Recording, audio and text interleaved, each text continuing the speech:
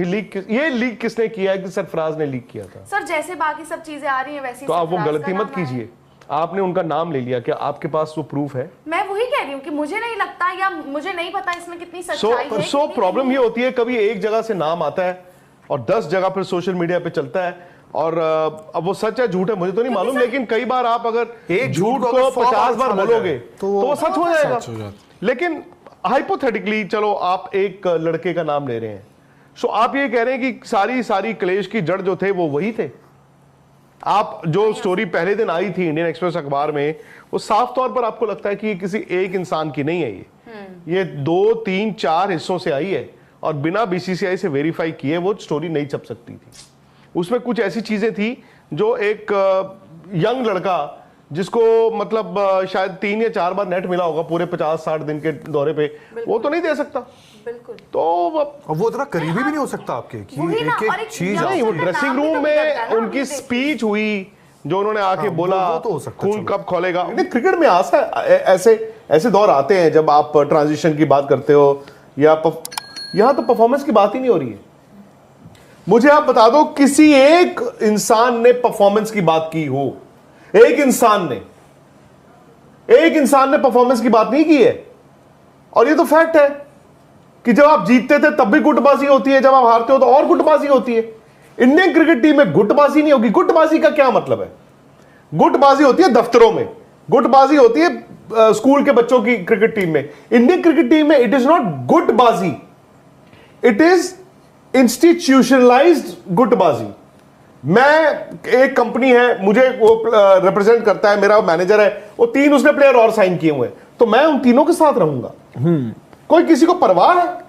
कोई senior player आगे आता है ये कहने के लिए कि चलो जूनियर प्लेयर जी आप आओ, मैं आपका ध्यान रखता हूं, मैं आपको मेंटोर करता हूं? इस तरह की चीज पहले कभी रही है? मतलब जरूर नहीं होगी, लेकिन इस लेवल पे कि मतलब इससे बुरा वक्त रहा है, वो शायद जूते चाकू सब चले नहीं, वो शायद इन टर्म्स ऑफ वो पूछें कि जैसे मैनेजमेंट, आप उस लिहाज से पूछें कि जो अलग इन टर्म्स ऑफ की मैनेजमेंट जो वो नहीं जो ये जो मैनेज करते हैं, जो मैनेज कर रहे हैं जैसे प्लेयर्स मैनेजर्स, हाँ कि इतना रहते हैं पहले भी पिछले, मतलब देखिए ये पीआर मैनेजर्स, बट इसका it is not PR manager. PR manager गलत लफ्ज है। कंपनीज होती है जो आपको हैंडल करती हैं, वो आपको हैंडल करती हैं, आपकी स्पॉन्सरशिप्स लेके आती हैं, आप उनके साथ साइन करते हो, ठीक है, आप इंटरव्यू उनके कहने पे देते हो, आप एजेंट्स कह लो in a glorified manner. Jerry Maguire film में आप देखें, टॉम क्रूज क्या था? टॉम क्रूज भी एक एजेंट था, but it is a glorified thing, को बुरी बात नहीं है। और ये आप छोड़िए, एक मैं कंपनी का नाम नहीं लूंगा, आज से 20-22 साल पहले उनका बड़ा रुतबा था। कई क्रिकेट प्लेयर ऐसे थे जो उनके बाहर लाइन लगा के खड़े रहते थे, प्लीज हमें साइन कर लो। उन्होंने उस वक्त एक इंडियन कैप्टन को साइन भी किया हुआ था।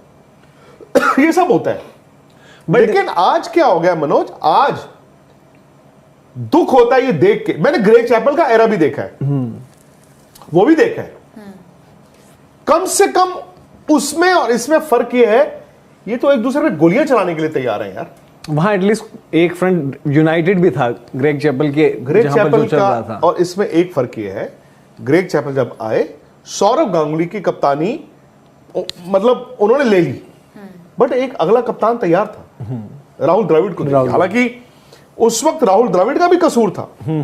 आज आप उन प्लेयरों से बात करो, Rahul Dravid great player, I think कप्तानी में और भी ज्यादा अच्छे हो सकते थे, लेकिन शायद उन्होंने कोच को अपने ऊपर हावी होने दिया। आप ड्रेसिंग रूम लीक्स की बात करते हो, वो भी आपको मैं बताऊंगा अनफिल्टर्ड में, वहां पे कैसे लीक्स होती थी, वो तो आप सुन के हैरान हो जाएंगे। और यहां पे तो यार मतलब ये दलदल बना दिया इन्होंने, और जो तमाशा देख रहे हैं उनको लग रहा है इस दलदल से निकल आएंगे। सर दलदल से कोई निकलता नहीं है बाहर, सबको लगता है ये झील है, मैं अपने आप को धो के आ जाता हूं। आप अपने आप को धोने के चक्कर में ऐसा उसमें गिरते हो, वो झील नहीं होती, वो दलदल होती है, फिर आप 3 और गिराते हो। आज तो मतलब मैंने किसी एक प्लेयर के मुंह से अब तक, ये दौरा खत्म हो गया, दूसरे की तारीफ नहीं सुनी है। हर कोई अपने अपने को बचाने में लगा हुआ है। मुझे आप बताइए कितने प्लेयर इस वक्त चुपचाप बैठे हैं, साइलेंट हैं, जिनकी कोई तस्वीर नहीं आ रही, जिनका कोई वीडियो नहीं आ रहा, जो घर पे, जिनको दुख हो रहा हो। आपको जब दुख होता है, आप जब हर्ट होते हैं, आप अपना कैमरा साथ लेके चलते हैं? नहीं। कि मेरा दुख ही का मेरा वीडियो बनाओ, या आप घर पे दुखी होते हैं या इन साइलेंस दुखी होते हैं? दुख है ही नहीं है, वो दिखाना है सर। It is insecurity. ये सिर्फ और सिर्फ इनसिक्योरिटी दिखा रही है सबकी, और आपने पुश कर दिया है वहां पे। कोच भी इनसिक्योर है, कप्तान भी इनसिक्योर है। अस्सलामुअलैकुम दोस्तों, India versus England first test series में तो इंडिया को बहुत ही बुरी तरह से शिकस्त हुई है, क्योंकि ये मैच जो कि इंडिया बहुत ही आसानी से जीत सकता था, उसे इंग्लैंड के बैट्समैन ने पूरी गेम ही पलट कर रख दी है। क्योंकि जैसा कि हम जानते हैं कि इंडिया के सारे बैट्समैन शुभमन गिल, ऋषभ पंत, केएल राहुल बहुत ही आउट क्लास परफॉर्मेंस दे रहे हैं, क्योंकि उनके स्कोर हर एक के 100 प्लस हैं, जो कि शायद ही इंडिया की हिस्ट्री में हुआ हो। और अगर इंडिया की बॉलिंग की बात की जाए तो इंडिया के पास सबसे खतरनाक बॉलर जसप्रीत बुमराह था, लेकिन बुमराह के होते हुए भी इंग्लैंड ने इंडिया को बहुत ही बुरी तरह से हराया है। जसप्रीत बुमराह जिस अकेले ने ही 5 विकेटें इंग्लैंड की लीं, लेकिन इंडिया के दूसरे बॉलर्स ने हमें बहुत ज़्यादा मायूस किया है, क्योंकि हम जानते हैं कि इंग्लैंड के बॉलर्स तो इतने ज़्यादा खास नहीं हैं, लेकिन और उनकी बैटिंग भी कोई ख़ास नहीं चल रही थी। लेकिन सेकेंड इनिंग्स में बेन स्टोक्स, बेन डकेट और हैरी ब्रूक ने बहुत ही अच्छे रन स्कोर किए और इंडिया के मुंह से वो मैच छीन कर ले गए। इंडिया के पास सिर्फ बुमराह ही नहीं बल्कि मोहम्मद सिराज, रविंद्र जडेजा, प्रसिद्ध कृष्णा जैसे खतरनाक बॉलर्स थे कि जिनके टेस्ट सीरीज में तो बहुत ही अच्छे रिकॉर्ड रहे हैं। और इंडिया की बैटिंग से हम बिल्कुल भी जो एक्सपेक्ट नहीं कर रहे थे, उन्होंने ऐसे परफॉर्म करके दिखाया।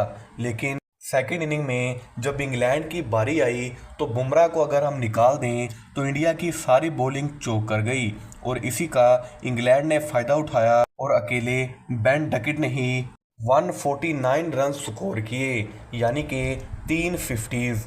अब उससे भी बुरी बात ये हुई है कि बुमराह जिन्होंने फर्स्ट और सेकंड इनिंग में इतने ज़्यादा ओवर डाले हैं कि जिसकी वजह से सेकंड टेस्ट सीरीज़ में हो सकता है वो आपको देखने को ना मिलें, क्योंकि जब इंडिया की सारी बॉलिंग ही चौक कर गई तो शुभमन गिल जैसे कि दूसरे कैप्टन किया करते थे, उन्होंने भी वही रास्ता अपनाया और बुमराह को बॉल थमाकर कहा कि जाओ अब तुम ही हमें बचा सकते हो। जहां तक हो सकता था बुमराह ने डिफेंस किया और 5 विकेट निकाल ली, लेकिन फिर भी इतने ज़्यादा ओवर्स करवाने की वजह से उनके इंजरी के चांसेस काफ़ी ज़्यादा बढ़ गए थे, जिस वजह से सेकंड टेस्ट सीरीज़ में हो सकता है वो आपको देखने को ना मिलें। और दूसरी तरफ एशिया कप जो कि हम सुन रहे थे कि इंडिया वर्सेस पाकिस्तान हो सकता है आपको कभी देखने को ना मिले, आईसीसी ने और एसीसी ने अनाउंस किया है कि सितंबर में एशिया कप होगा और इंडिया वर्सेस पाकिस्तान भी होगा, क्योंकि ये मैचेस ही सबसे ज़्यादा व्यूवरशिप लेकर आते हैं। वीडियो अच्छी लगी हो तो वीडियो को लाइक करके चैनल को सब्सक्राइब ज़रूर से कीजिएगा। मिलते हैं अगली वीडियो में, तब तक के लिए अपना और अपने प्यारों का ख्याल रखिए। अल्लाह हाफिज़।